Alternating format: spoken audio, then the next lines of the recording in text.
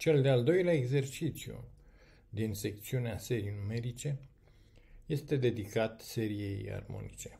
Întrebarea la care vom căuta să răspundem este următoarea.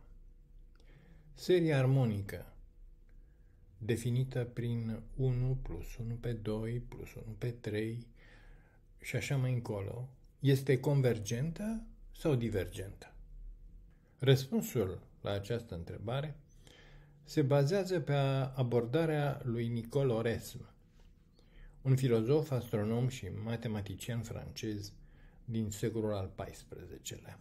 Abordarea lui Oresme constă într-o anumită grupare a termenilor seriei, astfel încât primul grup, care începe cu 1 pe 3, să conțină 2 termeni, al doilea grup să conțină următorii 4 termeni, al treilea următorii 8 termeni și tot așa urmând puterile lui 2.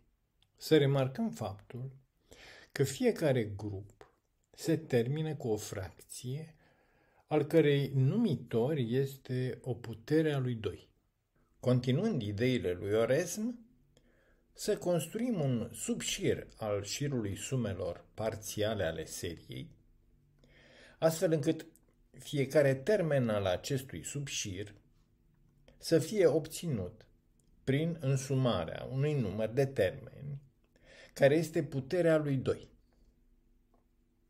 Iată care sunt primii 4 termeni ai acestui subșir. Primul este S indice 2 la puterea 0, adică S1, care este 1. Al doilea termen, S indice 2 la puterea 1, adică S2, 1 plus 1 pe 2. Al treilea termen al subșirului este S indice 2 la 2, S4, adică, care este suma primilor 4 termeni ai seriei noastre. 1 plus 1 pe 2 plus 1 pe 3 plus 1 pe 4. Al patrulea termen al subșirului este S indice 2 la a treia, adică S8, și este obținut prin însumarea primilor 8 termeni ai seriei, 1 plus 1 pe 2 plus 1 pe 3 până la 1 pe 8.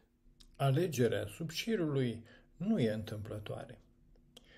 Într-adevăr, analizând sumele parțiale ce definesc fiecare termen al subșirului, putem grupa termenii ce participă la aceste sume parțiale, punând în evidență existența următoarelor relații. S indice 2 la puterea 1 este egal cu 1 plus 1 pe 2. S indice 2 la puterea 2 este mai mare decât 1 plus de 2 ori 1 pe 2. S indice 2 la a treia este mai mare decât 1 plus de 3 ori 1 pe 2. În general, putem oare arăta că S indice 2 la puterea n este mai mare decât 1 plus de n ori 1 pe 2 pentru orice număr natural mai mare strict decât 1? Să încercăm să demonstrăm această inegalitate pe care am notat-o cu o steluță prin inducție matematică. Pentru valorile n egal cu 2 și n egal cu 3, inegalitatea a fost verificată odată cu construcția subșirului. Și anume, pentru n egal cu 2, S indice 2 la a doua este mai mare decât 1 plus de 2 ori 1 pe 2, iar pentru n egal cu 3, S indice 2 la puterea 3 este mai mare decât 1 plus de 3 ori 1 pe 2. Rămâne de demonstrat cazul general. Mai precis, presupunând că inegalitatea noastră se verifică pentru toate valorile până la n inclusiv, să demonstrăm că se verifică și pentru următoarea valoare, n plus 1. Calculând termenul S indice 2 la puterea n plus 1, Obținem, prin însumarea primilor 2 la n plus 1 termeni ai seriei, următoarea relație.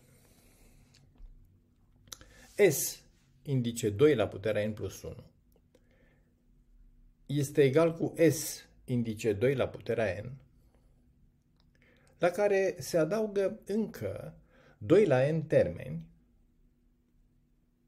după cum urmează. 1 supra 2 la n plus 1, plus 1 supra 2 la n plus 2, plus și așa mai încolo, plus 1 supra 2 la n plus 2 la n minus 1, plus 1 supra 2 la puterea n plus 1.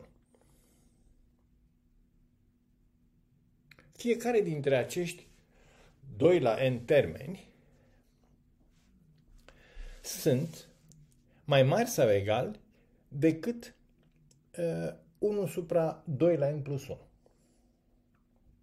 Mai precis, 1 supra 2 la n plus 1 este mai mare decât 1 supra 2 la puterea n plus 1. 1 supra 2 la puterea n plus 2 este mai mare și el decât 1 supra 2 la puterea n plus 1. Și așa mai încolo.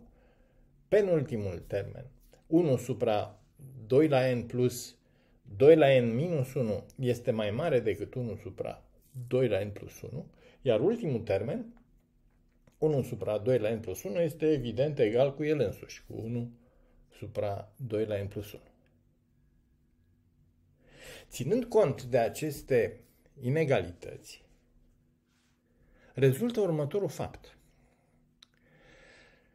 Că termenul S indice 2 la puterea n plus 1 este mai mare decât S indice 2 la puterea n plus 1 supra 2 la n plus 1 plus 1 supra 2 la n plus 1 și așa mai încolo de 2 la n ori. Efectuând calculele în membrul drept al ultimei inegalități, obținem că S indice 2 la puterea n plus 1 este mai mare decât termenul precedent, adică S la indice 2 la puterea n plus 1 pe 2. Acum e momentul să aplicăm procedeul de inducție matematică și, ținând seama de valabilitatea inegalității pe care noi am notat-o cu steluță pentru toate valorile până la n inclusiv, rezultă următorul lucru, că S indice 2 la puterea n plus 1 este mai mare decât 1 plus de n plus 1 ori 1 pe 2. Cu aceasta, încheind demonstrația prin inducție matematică a inegalității noastre, adică S indice 2 la n mai mare decât 1 plus de n ori 1 pe 2.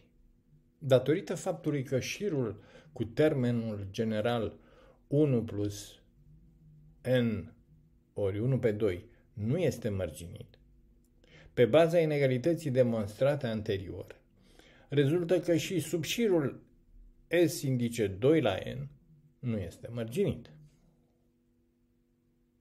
Prin urmare, însuși șirul sumelor parțiale ale seriei armonice nu este mărginit, iar de aici rezultă că seria armonică este divergentă.